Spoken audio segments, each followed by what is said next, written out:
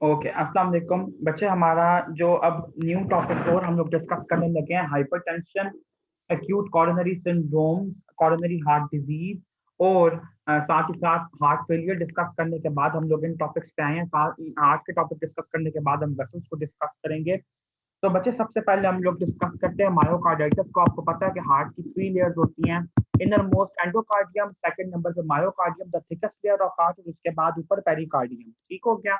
और आपको ये पता होना चाहिए कि बेसिकली जो पेरिकार्डिया होती हैं तो वो 3 टाइप्स की होती हैं। तो 2 मेन टाइप्स की होती है। एक होती है फाइब्रस, दूसरी होती है मीजोथेलियल टाइप की। जो मीजोथेलियल टाइप की होती है उसकी फर्दर 2 वैरायटी होती है, विसरल पेरिकार्डियम और serous pericardium, serous sorry parietal pericardium. ठीक हो गया। तो आप ये देखें कि फाइब्रस लेयर और मीजोथेलियल को ही हम लोग सीरस पेरिकार्डिया कहते हैं, और सीरस की फर्दर 2 टाइप्स हैं, विसरल और पेराइटल।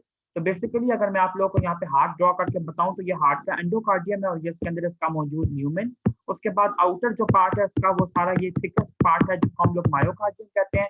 मायोकार्डियम के ऊपर बिल्कुल आपके साथ इस साथ एडहेरेंट एक लेयर है जिसको हम कहते हैं विसरल पेरिकार्डियम। विसरल पेरिकार्डियम के ऊपर बच्चे आपको यहाँ पे मिलता है पेराइटल पेरिकार्डियम। और इसके बाद आपको बच्चे जो एक और थोड़ी सी फाइब्रस लेयर मिलती है उसके ऊपर प्रोटेक्टिव, उसको हम कहते हैं फाइब्रस पेरिकार्डियम। तो आप ये सबसे पहले आपको ये क्लियर होना चाहिए। बच्चों को अक्सर ये नहीं पता होता कि पेरिकार्डियल कैविटी कहाँ एग्जिस्ट करती है, विसरल और पैराइटल के बीच में या पैराइटल और फाइब्रस के बीच में। तो बच्चे याद रखना है कि पेरिकार्डियल कैविटी हमेशा सीरस जो आपकी लेयर है विसरल और सीरस पैराइटल लेयर, इन दोनों के बीच में जो ये स्पेस एग्जिस्ट करती है, यहाँ को हम कहते हैं पेरिकार्डियल कैविटी।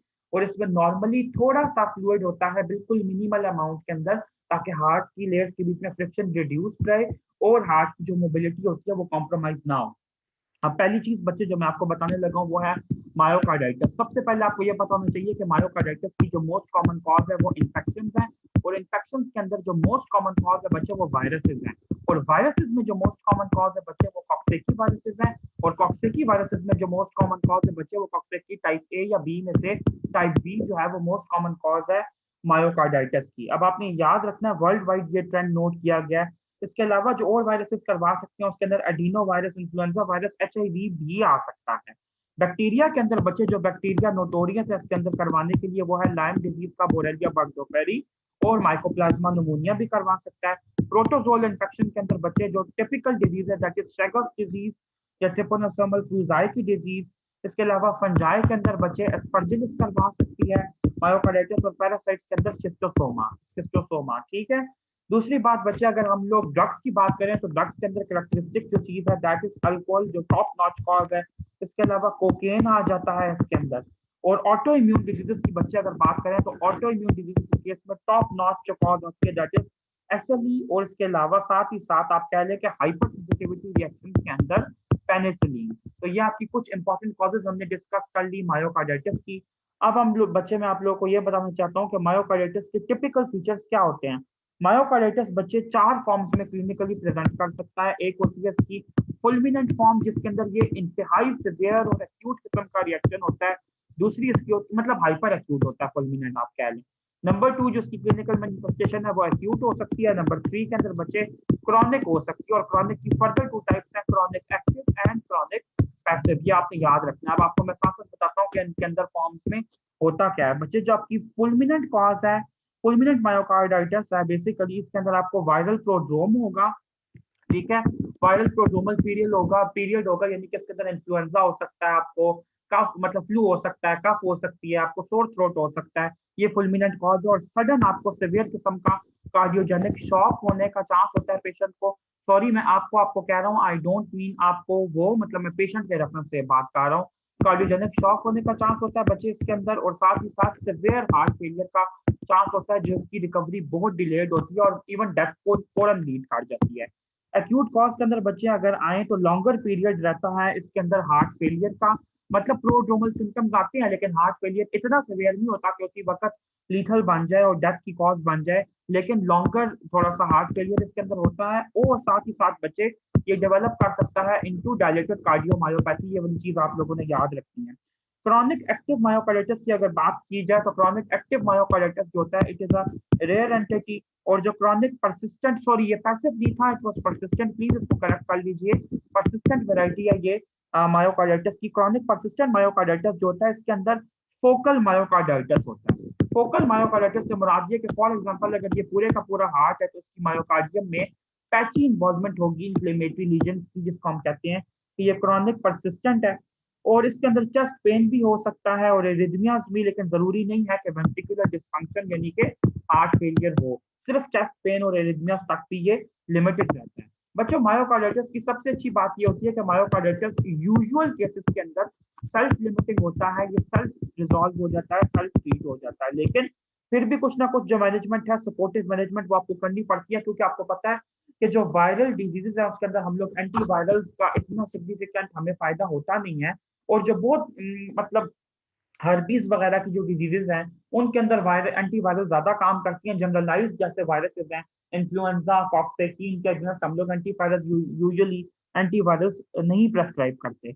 अब बच्चे आती है इन्वेस्टिगेशन की बारी। तो इन्वेस्टिगेशन में आप लोग ये देखें कि इको आप लोग जब भी करवाएंगे तो उसके अंदर मेजॉरिटी केसेस के अंदर आपको लेफ्ट वेंट्रिकल का डिसफंक्शन मिलेगा। ठीक हो गया। इसके अलावा कार्डियक एमआरआई भी इंडिकेटेड है। मैंने आप लोगों को कल भी कार्डियक इन्वेस्टिगेशन में बताया था कि एमआरआई सॉफ्ट टिश्यू की इन्वॉल्वमेंट के लिए हम लोग देखते हैं, और एमआरआई के अंदर भी आप लोग को कार्डियक टिश्यू की डिस्ट्रप्शन नजर आएगी और इंफ्लेमेटरी चेंजेस, या आप ये कह लें कि इन्फिल्ट्रेशन जो होगी बाकी सेल्स की, वो नजर आएगी, और वहां पे आपको इंफ्लेमेटरी फोसाई यानी कि स्वोलन एरियाज भी नजर आएंगे। ईसीजी जो होती है बच्चे वो फ्रीक्वेंटली एबनॉर्मल होती है, लेकिन इसकी चेंजेस नॉन स्पेसिफिक होती हैं, इसलिए मायोकार्डाइटिस को आप लोग ईसीजी पे अच्छे से डायग्नोज नहीं कर सकते। हाँ अलबत्ता ये है कि जो आपके कार्डियक मार्कर्स हैं ट्रोपोनिन और साथ ही साथ बच्चे आपके जो क्रिएटिन काइनेज है, तो ये एलिवेट हो सकते हैं अर्ली स्टेजेस में, लेकिन बाद में जरूरी नहीं है कि ये रहें। तो आप ये देखें कि ओवरऑल जो मैंने आपको पिक्चर बताई है मायोकार्डाइटिस की, वो डिटेक्ट करने वाली इको से ही है और एमआरआई से ही है।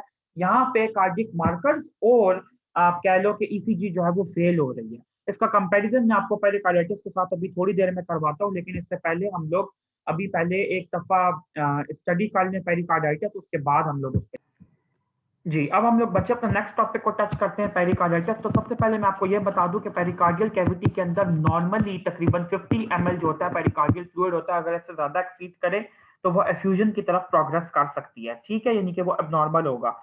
अब यहाँ पे भी बच्चे आपको ये बताता चलूं कि पेरिकार्डाइटिस की जो मोस्ट कॉमन कॉज है, दीज आर इन्फेक्शन। इन्फेक्शन के अंदर भी जो मोस्ट कॉमन कॉज है वो वायरसेस है, और वायरसेस के अंदर भी जो मोस्ट कॉमन कॉज है वो कॉक्सेकी वायरस ही है। ठीक है, लेकिन एक और पेरिकार्डाइटिस भी बहुत ज्यादा इनफेमस है, that is of TB, tuberculosis की वजह से भी हो जाता है।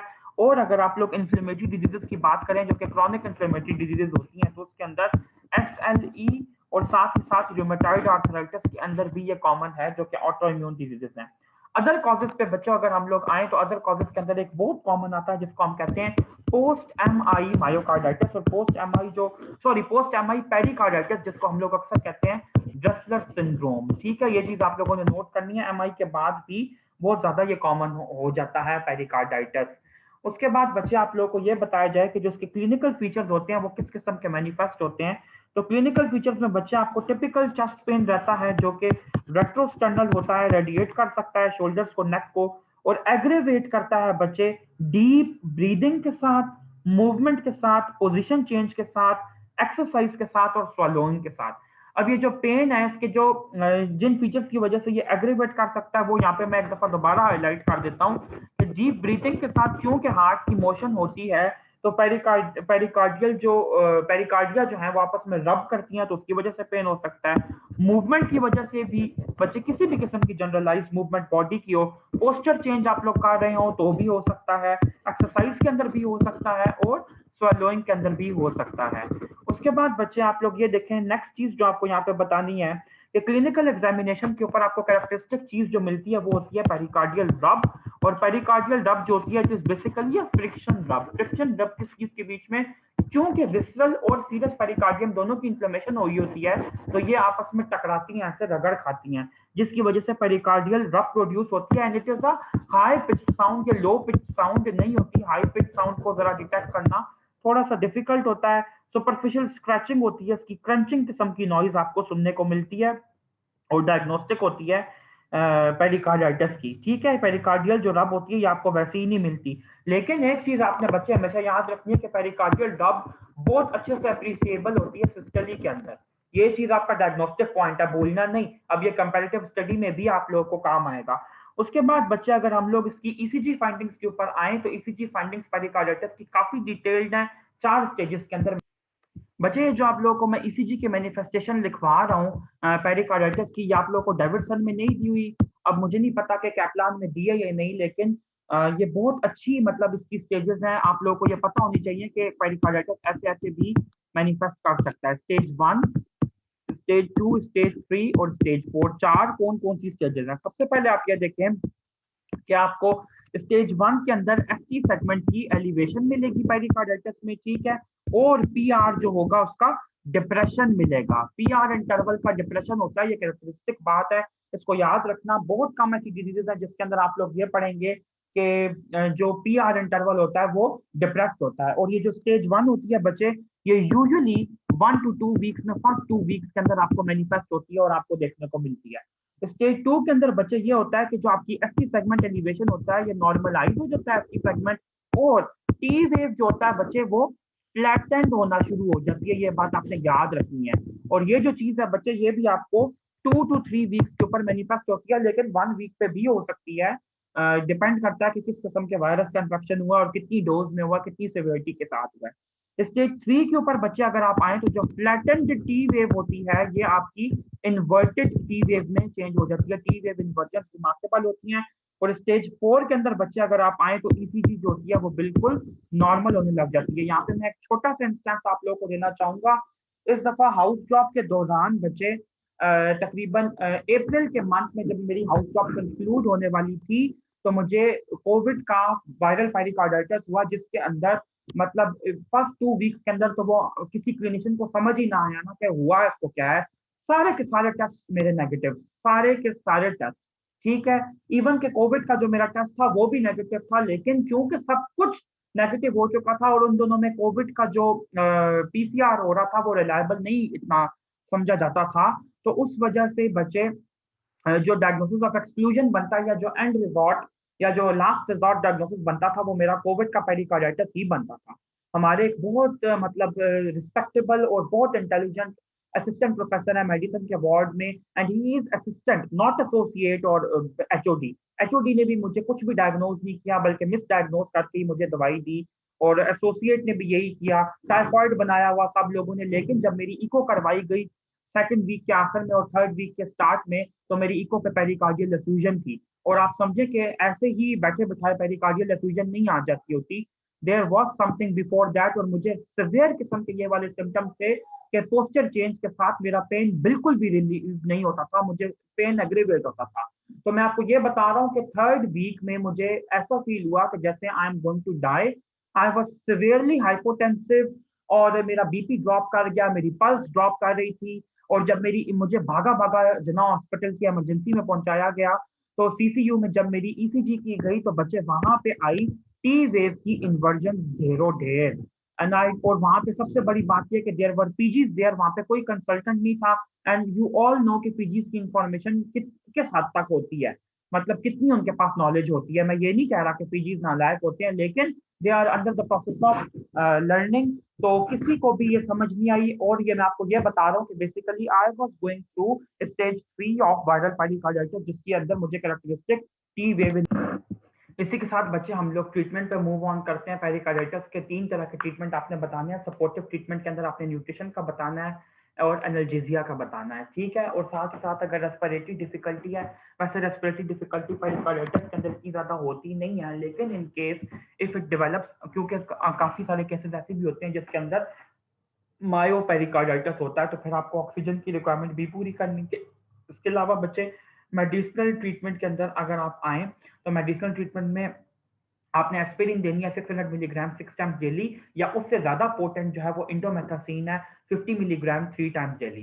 सर्जिकल इंटरवेंशन पे बच्चे अगर आप आएंगे तो पेरिकार्डियोसेंटेसिस करना पड़ेगा अगर फ्लूइड जमा है, दैट विल लीड टू जो बेसिकली पेरिकार्डियस पेरिकार्डियल एफ्यूजन में चेंज हुआ है उस केस में। बच्चे अगर अब मैं कंपैरिजन करूं मायोकार्डाइटिस का और पेरिकार्डाइटिस का, आप लोग सिर्फ मेरी बात सुने क्योंकि इसके अंदर लिखने वाला कुछ नहीं है। मैंने आप लोग को डिटेल में इनका मतलब डिफरेंस ईसीजी के मुतालिक बताया है ना, डायग्नोस करने का तरीका। लेकिन मैं आप लोग को फिर भी बता देता हूं कि क्लिनिकल डिफरेंसेस में बच्चे आपने ये लिखना है कि पेरिकार्डाइटिस के अंदर शार्प पेन होता है, ठीक है, जो कि आप कह लें कि रेडिएट भी कर सकता है और उसके अंदर आपको रेस्पिरेटरी डिफिकल्टी यानी कि डिस्पनिया अकम्पनी कर सकता है। मायोकार्डाइटिस के अंदर आपको फ्लू लाइक सिम्टम्स यानी कि वायरल प्रोड्रोम पहले होता है, उसके बाद आपको पेशेंट को डिस्पनिया हो सकता है और हार्ट फेलियर डेवलप कर सकता है, लेकिन हार्ट फेलियर की पिक्चर एक्यूट पेरिकार्डाइटिस के अंदर नहीं होती। उसके बाद बच्चे इटियोलॉजी पे आए तो इटियोलॉजी दोनों की कॉमन है कि वायरल इन्फेक्शन मोस्ट कॉमन है। डायग्नोसिस पे बच्चे अगर आप आए तो मैंने डिटेल में आप लोगों को ईसीजी की 4 स्टेजेस बताई हैं पेरिकार्डाइटिस की, और मायोकार्डाइटिस में मैंने ये बताया कि ईसीजी डायग्नोस्टिक नहीं होती, उसके अंदर नॉन स्पेसिफिक टैकीकार्डिया आपको मिल सकता है। तो टैकीकार्डिया तो वैसे भी इतनी चीजों में हो सकता है।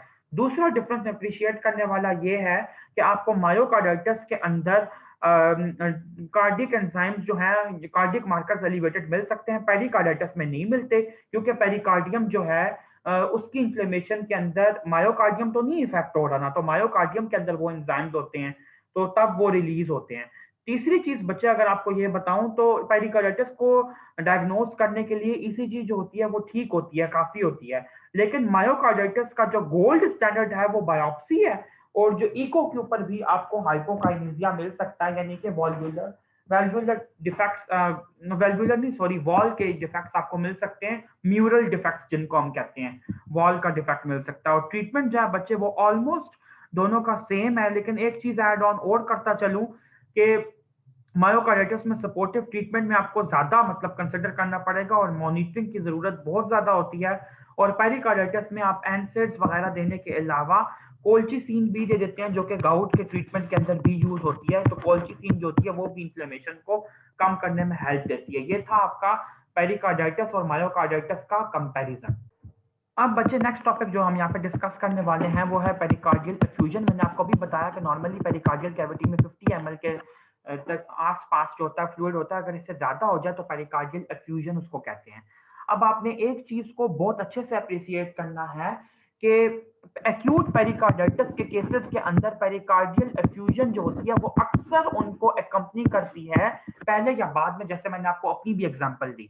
दूसरी चीज बच्चे आपको यहाँ पे बताना बहुत जरूरी है कि पेरिकार्डियल एफ्यूजन के अंदर हार्ट की कॉन्ट्रेक्टिलिटी कॉम्प्रोमाइज नहीं इतनी ज्यादा होती जितनी कार्डियक टेम्पोनेट के अंदर होती है।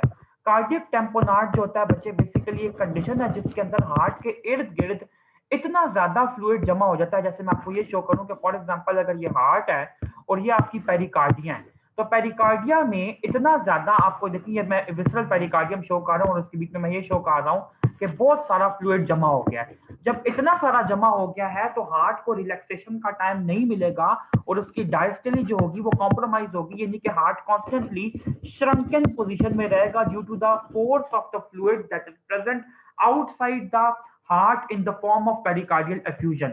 तो कार्डियक टेम्पोनेट के अंदर आपने कहना है कि कार्डियक फंक्शंस कॉम्प्रोमाइज होते हैं, लेकिन पेरिकार्डियल एफ्यूजन के अंदर जो है आपको जो कैरेक्टरिस्टिक फीचर्स मिलते हैं बच्चे उसको हम लोग कहते हैं बैकस्ट्राइड। काइंडली इसको नोट कर लीजिए, बैकस्ट्राइड के अंदर क्या होता है।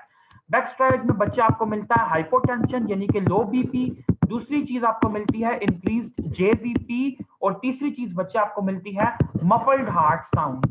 मफल्ड, अब ये तीनों चीजों की वजूहात क्या क्या है पहले इसको समझ लीजिए बच्चे। सबसे पहले आप ये देखें कि फॉर एग्जांपल अगर ये हार्ट है और इसके इर्द गिर्द में बहुत सारा ऐसे फ्लूइड शो कर देता हूँ, फ्लूइड लगा देता हूँ, तो हार्ट जो नॉर्मली बीट कर रहा था उसके इर्द गिर्द तो इतना सारा फ्लूइड नहीं था, उसके इर्द गिर्द तो थिन फिल्म थी 50 ml ऑफ पेरिकार्डियल फ्लूइड की। अब जब इतना बहुत सारा फ्लूइड आ गया है तो हार्ट की जो साउंड होंगी उनकी ट्रांसमिशन कम हो जाएगी और आपको ऑस्कल्टेशन पे मफल्ड हार्ट साउंड सुनाई देंगी, जैसे कहीं दूर से हार्ट की साउंड आ रही है। दूसरी चीज बच्चे ये देखें कि चूंकि कार्डियक जो हार्ट है इसके इर्द गिर्द आपका फ्लूइड भी जमा हो चुका है और वैसे भी पेरिकार्डाइटिस हुआ है, तो ओवरऑल हार्ट का जो फंक्शन होता है वो थोड़ा सा डिक्रीज कर जाता है, ठीक है। उस डिक्रीज करने की वजह से हाइपोटेंशन हो सकती है। तीसरी चीज बच्चे आप ये देखें कि पेरिकार्डियल एफ्यूजन के अंदर जेवीपी भी इस वजह से ही रेज्ड है क्योंकि फ्लूइड यहाँ पे बहुत ज्यादा है हार्ट की सराउंडिंग में, तो जो वीनस रिटर्न आना था हार्ट के अंदर वो अब एडिक्वेटली नहीं आ पाएगा। तो वीनस रिटर्न जब इक्वली नहीं आ पाता और वीनस पूलिंग होती है, तो आपको सुपीरियर वीना केवा के अंदर जो ऊपर उसकी ट्रिब्यूटरीज हैं, यानी कि ब्रेकियोसेफेलिक वेन और ब्रेकियोसेफेलिक वेन्स की जो अपनी ट्रिब्यूटरीज होती हैं दोनों साइडों पे, सबक्लेवियन वेन और इंटरनल जगुलर वेन, तो इंटरनल जगुलर वेन आपको प्रोमिनेंट उसकी नजर आएगा प्रेशर, जिसको हम कहते हैं कि रेज्ड जीवीपी हुआ है, जेवीपी हुआ है, ठीक है। अब आप ये देखें कि इसको डायग्नोज हम कैसे कर सकते हैं। जो इसकी डेफिनेटिव इन्वेस्टिगेशन है बच्चे, वो आपने याद रखनी है कि it is always going to be echo. दूसरी बात आपने ये याद रखनी है कि जो क्यूआरएस वोल्टेजेस होते हैं ईसीजी के ऊपर, वो आपको हमेशा क्यूआरएस वोल्टेजेस डिक्रीज दिखाई देते हैं, उनका एम्पलीट्यूड आपको कम नजर आता है। एक और चीज बच्चे आपको ये पता होनी चाहिए कि जो क्यूआरएस कॉम्प्लेक्सेस होते हैं वो टू एंड फ्रो ऑल्टरनेट करते हैं with the motion of heart, तो इसको हम लोग कहते हैं इलेक्ट्रिकल ऑल्टरनेंस। अगर मैं आपको इलेक्ट्रिकल ऑल्टरनेंस बताऊं तो बच्चे अक्सर इनकी पिक्चर ऐसी होती है कि ये क्यूआरएस कॉम्प्लेक्स है एक बड़ा, ठीक है, फिर आपको मिलेगा एक छोटा, ठीक है, फिर आपको एक मिलेगा बड़ा, फिर आपको एक मिलेगा छोटा। यानी कि अगर मैं सिंपल आपको वेव फॉर्म बताऊं तो इलेक्ट्रिकल ऑल्टरनेंस एक ऐसा फिनोमेना है जिसके अंदर आपको हाई एम्पलीट्यूड और लो एम्पलीट्यूड जो क्यूआरएस कॉम्प्लेक्सेस हैं आपस में ऑल्टरनेट करते दिखाएंगे, एक छोटा फिर एक बड़ा, फिर एक छोटा, फिर एक बड़ा, फिर एक छोटा, फिर एक बड़ा, ठीक है। यानी कि रिदमिकल मैनर में ऐसे टू एंड फ्रो आपको वेरिएशन नजर आती है। इसके अलावा बच्चे चेस्ट एक्सरे के ऊपर आपको कार्डिक सिलुएट जो नजर आएगा, कार्डिक शेडो जो नजर आता है, सिलुएट हम लोग बेसिकली शेडो के लिए वर्ड यूज करते हैं, वो बहुत ज्यादा इंक्रीज नजर आता है क्योंकि हार्ट आपका एक्सपेंडेड नजर आता है उसके ऊपर। और बच्चे इसकी मैनेजमेंट भी यही है कि अगर सिवियर हीमोडायनामिक कॉम्प्रोमाइज नहीं हो रहा, पेरिफेरी में अगर सिवियर हीमोडायनामिक कॉम्प्रोमाइज नहीं है तो उसको हम लोग पेरिकार्डियल एफ्यूजन कहते हैं। अगर हीमोडायनामिक कॉम्प्रोमाइज है तो उसको हम कार्डिक टेम्पोनेट कहते हैं। तो अब आप ये देखें कि इस प्रोसेस के अंदर आपको पेरिकार्डियोसेंटेसिस जो है वो सबसे ज्यादा एडवाइजेबल है।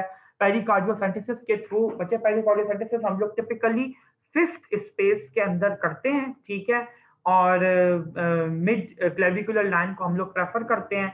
अगर आप लोग के दो तीन इसकी मतलब साइड्स हैं पेरिकार्डियोसेंटेसिस की, अगर आपकी बुक में जो भी लिखी है बेशक आप लोग उसको फॉलो कीजिए, कोई इसके अंदर ऐसी इश्यू वाली बात नहीं है। तो पेरिकार्डियोसेंटेसिस को बच्चे आपने करना है ताकि फ्लूइड ड्रेन हो जाए और पेरिकार्डियल एफ्यूजन ना रहे। उसके बाद बच्चे आपको बताना है कार्डियक टेम्पोनेट से रिलेटेड। तो कार्डियक टेम्पोनेट जो होती है वो ऐसी कंडीशन है जिसमें आपको सिवियर हीमोडायनेमिक कॉम्प्रोमाइज मिलेगा। अब कार्डियक टेम्पोनेट के जो फीचर्स होते हैं क्लिनिकली वो क्या क्या होते हैं कि पेरिकार्डियल एफ्यूजन अगर इतनी ज्यादा हो जाए कि हार्ट का कॉन्ट्रैक्टाइल फंक्शन, यानी कि हार्ट की जो डायस्टली है जो रिलैक्स उसने होना है बिल्कुल। देखिए जब हार्ट रिलैक्स होता है तो ही उसके अंदर फ्लूइड आके जमा हो सकता है ना, ब्लड आ सकता है। जब हार्ट ऑलरेडी श्रंकन पोजीशन के अंदर है, नैरो हुआ है, तो उसके अंदर फर्दर ब्लड नहीं अकोमोडेट कर सकेगा। तो इसकी वजह से बच्चे कार्डियक टेम्पोनेट के अंदर आपको जो फीचर्स मिलते हैं वो डिस्निया मिल सकता है, ठीक है, कोलैप्स कर सकता है बंदा, टैकीकार्डिया मिल सकता है, हाइपोटेंशन मिल सकती है, जेवीपी मिल सकता है। ये वाले फीचर्स ऑलमोस्ट वही हैं जो पेरिकार्डियल एफ्यूजन में थे। इसके अलावा बच्चे कैरेक्टरिस्टिक्स आपको चीज मिल सकती है कि हार्ट साउंड्स जो होती हैं वो आपको हार्ट साउंड्स ओवरऑल जरा सी सॉफ्ट मिलती हैं। और जो थर्ड हार्ट साउंड होती है बच्चे S3 वो आपको अर्ली मिलती है, ठीक है। इसके अलावा बच्चे जो कैरेक्टरिस्टिक दो बातें हैं वो आपने हमेशा याद रखना है, एक आपको मिलता है पल्सस पैराडॉक्सस इसके अंदर, और दूसरा बच्चे आपको इसके अंदर मिलता है कोस्मॉल साइन। अब हम लोग इनको स्टडी करते हैं कि ये कोस्मॉल साइन और जो पल्सस पैराडॉक्सस होती हैं इनकी क्या सिग्निफिकेंस।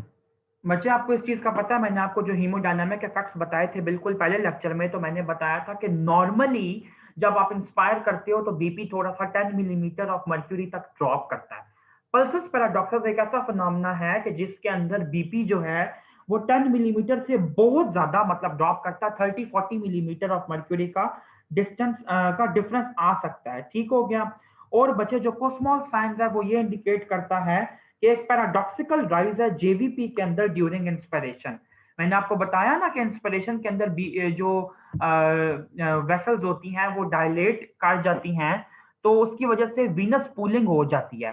तो चाहिए कि जो हार्ट का बीपी है वो तो कम हो रहा है, तो साथ ही साथ आपकी पूलिंग की वजह से क्या होता है कि जेवीपी जो होती है वो आपको बहुत ज्यादा इंक्रीज दिखाई देती है। ऐसे लगता है कि जैसे बहुत ज्यादा ब्लड का फ्लो है, लेकिन असल में फ्लो इतना ज्यादा होता नहीं है। जेवीपी बेसिकली बढ़ती इस वजह से है कि आपका बैक प्रेशर जो बन रहा होता है उसकी वजह से जेवीपी इंक्रीज कर।